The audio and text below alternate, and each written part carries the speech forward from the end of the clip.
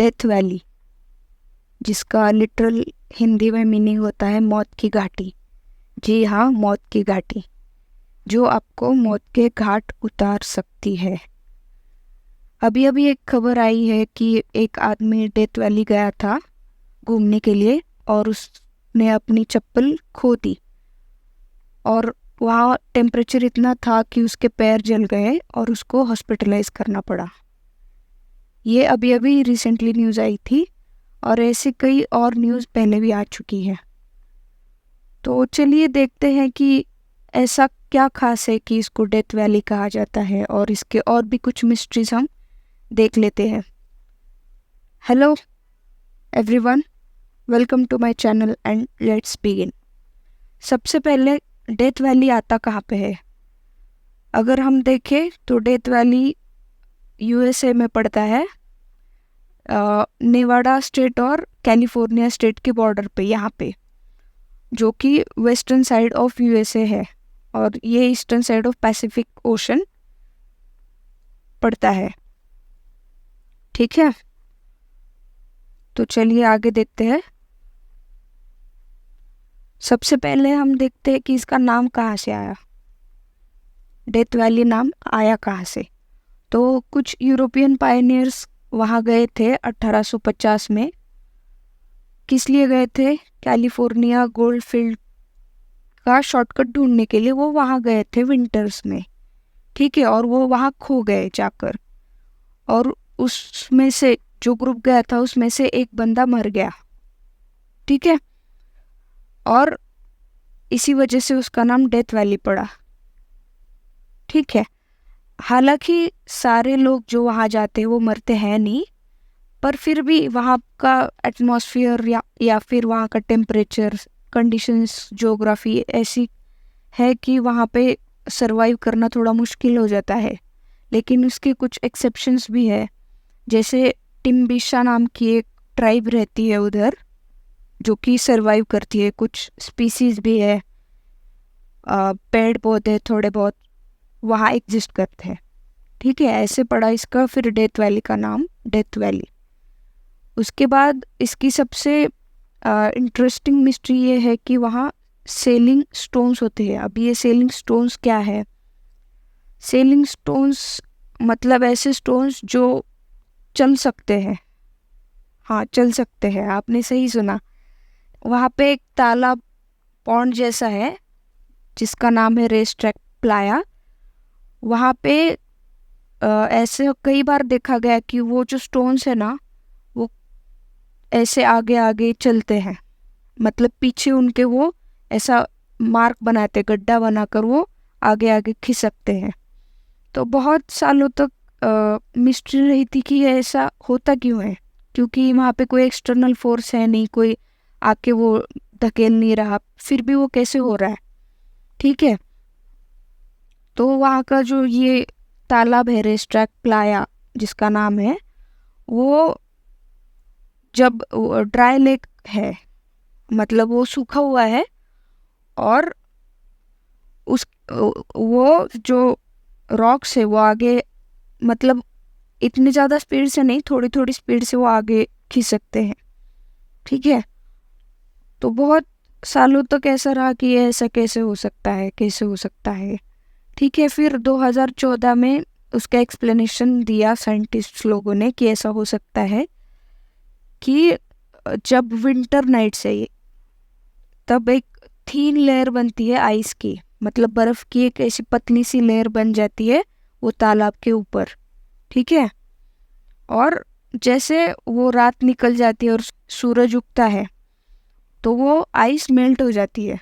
ठीक है, और वो मेल्ट होती है और वो थीन लेयर जो है वो अपने वो स्टोन के बाजू में, मतलब वो स्टोन को रैप करती है उसमें, और वो उसके बाद जब वो वहाँ पे हवा आती है या फिर लाइट विंड्स आते हैं तो वो उस आइस शीट्स जो है वो बहुत ही थिन और बहुत ही पतली है, जो कि वो स्टोन के अराउंड लगी रहती है, वो उसको पुश करती है, और वो आइस शीट को पुश करने के साथ साथ वो रॉक्स या फिर स्टोन्स भी आगे आगे खिसक जाते हैं, और वो उसकी वजह से वो पीछे ऐसे गड्ढा जैसा छोड़ जाते हैं और वो आगे आगे ऐसे चलते जाते हैं।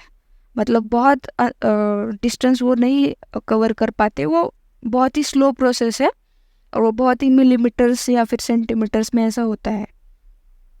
ठीक है, फिर हमने देखा उधर टेम्परेचर्स भी बहुत हाई होते हैं। अब वैसे देखा जाए तो अमेरिका कॉन्टिनेंट ऐसा है कि जहाँ मोस्टली ठंडा वेदर रहता है या फिर कोल्ड टेम्परेचर्स माना जाता है, फिर भी वहाँ पे ऐसा हाई टेम्परेचर क्यों है? तो अगर हम देखें तो सबसे ज़्यादा डेथ वैली में जो टेम्परेचर रजिस्टर किया है वो 134 डिग्री फ़ारेनहाइट, जो कि लगभग 57 डिग्री सेल्सियस के आसपास आता है, जो कि 1913 में जुलाई 10 1913 में रिकॉर्ड किया गया था। वो इसके कुछ रीजंस भी हो सकते हैं कि ऐसा क्यों होता है। तो उसके कुछ रीजंस बताए जाते हैं कि लो सी लेवल बेसिन है और लॉन्ग एंड नैरो शेप है, जिसकी वजह से वो प्रॉपर एस्केप हवा नहीं कर पाती, और सराउंडिंग में माउंटेन्स है, पहाड़ी इलाका है साइड में, और बीच में एक छोटा सा स्ट्रैप है, और उसकी वजह से विंड का मूवमेंट होना थोड़ा मुश्किल हो जाता है। और वहाँ मॉइस्चर भी ज़्यादा नहीं रहता, ड्राई एयर है, क्लियर वेदर है और स्पार्स वेजिटेशन, मतलब बहुत कम पेड़ पौधे हैं। इसकी वजह से इंटेंस सोलर हीटिंग होती है। ठीक है, इतना सब होने के बावजूद भी उधर कुछ स्पीसीज रहती है, जैसे कि कांगारू रैट्स और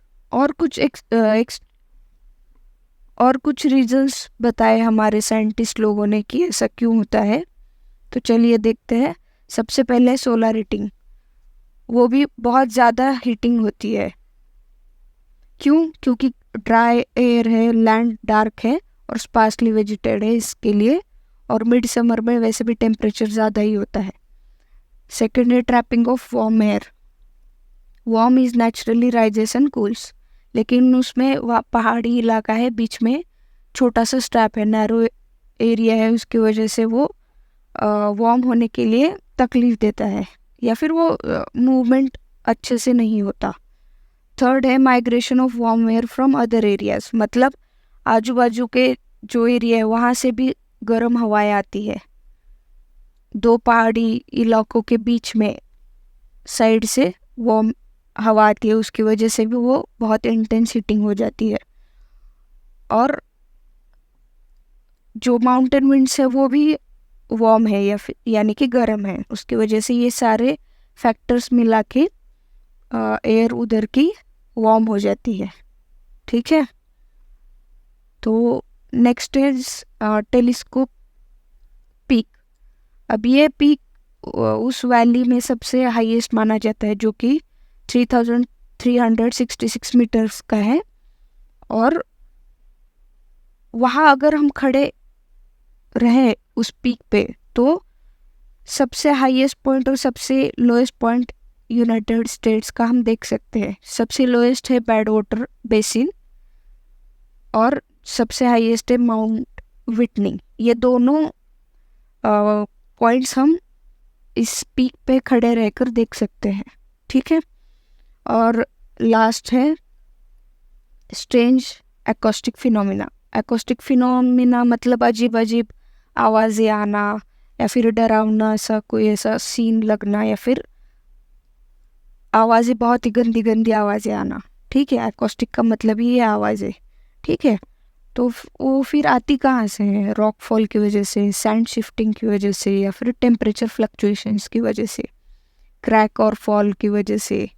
रॉकफॉल्स में जो क्रैक्स होते हैं ना रॉक्स में, उसका आवाज़ आता है, या फिर सैंड का शिफ्टिंग होने का आवाज़ आता है, या फिर टेम्परेचर फ्लक्चुएशन, मतलब कम ज़्यादा अगर टेम्परेचर हो रहा है तो उसकी वजह से पॉपिंग और स्नैपिंग जैसी आवाज़ आती है। तो अगर वैसे देखा जाए तो ये इतना मिस्टीरियस लगता नहीं, पर कभी कभी वो डरावना लग भी सकता है। अगर आप कभी रात के समय गए या फिर इवनिंग के टाइम गए और आसपास कोई है नहीं और ऐसी आवाज़ें आ रही है, तो डर लगना थोड़ा आम बात है।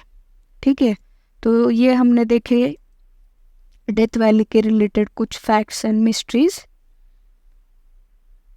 अगर आपको ये वीडियो अच्छा लगा तो please like and subscribe. Thank you.